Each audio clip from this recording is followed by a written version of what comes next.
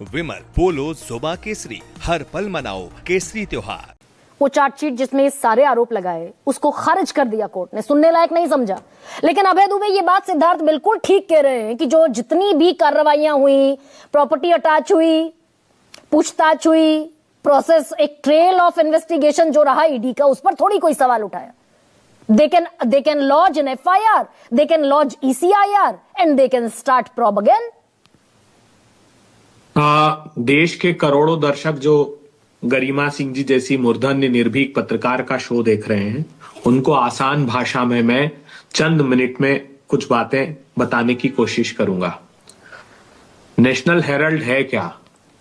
आजादी की लड़ाई का एक अखबार, कौमी तंजीम, नवजीवन प्रकाशन और नेशनल हेराल्ड, जो बरतानिया हुकूमत के खिलाफ कांग्रेस पार्टी ने निकाला था, जिसको बरतानिया हुकूमत ने बंद कर दिया।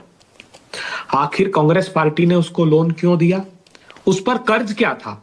तो उस पर कर्ज ये था कि आजादी के वो दीवाने पत्रकार जो इस लड़ाई को लड़ रहे थे, उनके पेंशन, उनके वेतन का पैसा था, और ये अखबार जिन प्रीमाइसेस में चल रहे थे स्थानीय निकायों का, उनका टैक्स था।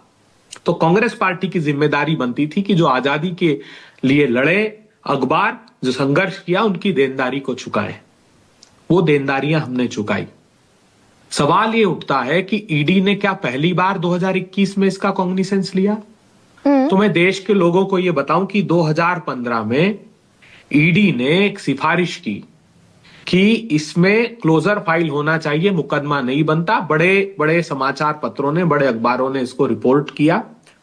उस ईडी के डायरेक्टर मिस्टर कचोट थे, उनको मोदी सरकार ने हटा दिया। इस बात को सार्वजनिक रूप से जो पिटिशनर थे उन्होंने व्यक्त भी किया कई समाचार पत्रों में।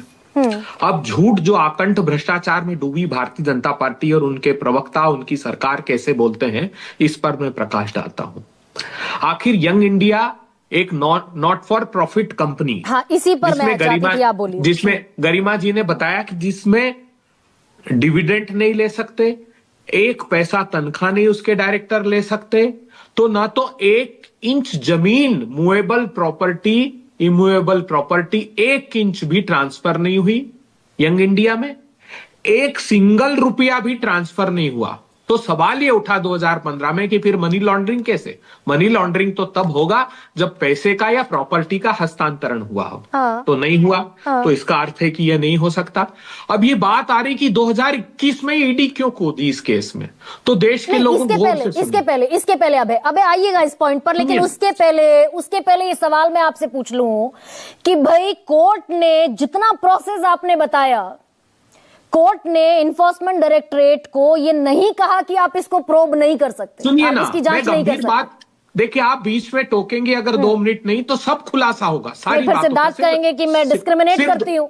नहीं, सिर्फ 2 मिनट तो फिर या तो मुझे बोलने मत दीजिए, कहिए। मैं गंभीर बात, वो दर्शक जानते हैं, मुझे कहने की आवश्यकता नहीं है। ये देखिए, डोंट वरी सिद्धार्थ, सबसे ज्यादा टाइम बीजेपी को मिलता है। देखिए क्या हुआ है, 2012 में सुब्रमण्यम स्वामी ने सेक्शन 200 में न्यायालय में गए, लेकिन हुआ क्या जानते हैं देश के लोगों? 16 दिसंबर 2016 को ट्रायल कोर्ट के जज ने कहा, the prayer of complainant is nothing but a fishing inquiry which is not permitted under the law. Subramanian Swamy बहाने बनाने लगे कि हमको कुछ दस्तावेज और आवश्यक हैं इसमें, जो इस केस के संदर्भित विषय पर बहुत जरूरी है। तो कोर्ट ने कहा कि आप कोर्ट का समय बर्बाद मत कीजिए, ये रिलेवेंट डॉक्यूमेंट नहीं है। ठीक है। फिर क्या हुआ? 2018 में इसी ट्रायल कोर्ट ने सुब्रमण्यम स्वामी को कहा, वो बार बार तारीखों पर तारीख लेने लगे। तो सुब्रमण्यम स्वामी को कहा कि the way complainant is moving the applications is not serving any purpose but is in fact delaying the trial.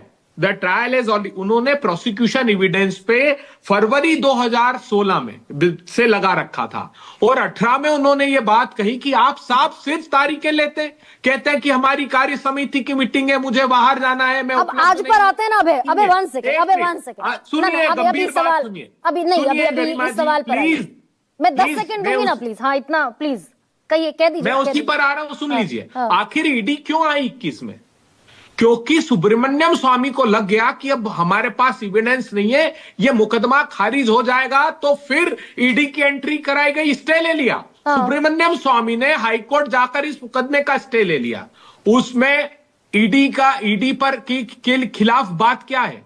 ED के खिलाफ बात यह है, क्या ये टैक्टफुली किया उसने? वो भी तो एफआईआर कर सकती थी। सेक्शन 41B को आप पढ़िए बीएमएलए एक्ट में, वो एफआईआर कर सकती थी कॉम्पिटेंट अथॉरिटी, जैसे अभी ईओडब्ल्यू ने किया। लेकिन उतना समय बाय करना था उनको, इतना समय, क्योंकि ये सिर्फ टेलीविजन की डिबेट में हमको हमारे खिलाफ दुष्प्रचार करते देश के लोगों। Got your point Abhay Dubey, got your point. लेकिन क्या आज अदालत ने जिस कंपनी एक्ट का हवाला कांग्रेस दे रही है, प्रियंका गांधी ने कहा ना एक पैसा इधर जा सकता है, ना कोई खरीद सकता है, ना बेच सकता है, ना किसी मेंबर को इसका डिविडेंड मिल सकता है। कोर्ट ने चार्जशीट क्वेश की, कोर्ट अगर तीन बातें कहीं, दो बातें और कह सकता था कि ये नॉन प्रॉफिटेबल ऑर्गेनाइजेशन है, हो ही नहीं सकता ये क्राइम।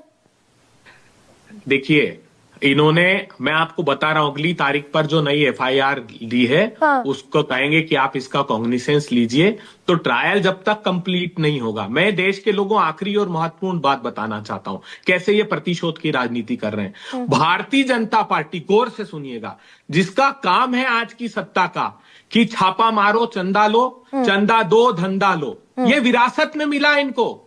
यही भारतीय जनता पार्टी ने अपने चंदे के पैसे को कैन स्टार नाम की कंपनी में इन्वेस्ट किया। इनकम टैक्स ने इनको नोटिस इशू किया। एक सेकंड नवल, दरअसल नवल नहीं अभय दुबे, अब आप रुकिए प्लीज। ना यू आर रिक्वेस्टेड सर। नहीं अभी 3 लोग और बैठे हुए हैं, प्लीज। गरिमा जी आखिरी 10 सेकंड सिर्फ। अभय दुबे क्या कर रहे हैं आप भाई? चलिए छोड़िए, हाँ, रुकिए, मैं लौटते हुए आपके पास आऊंगी। नवल शर्मा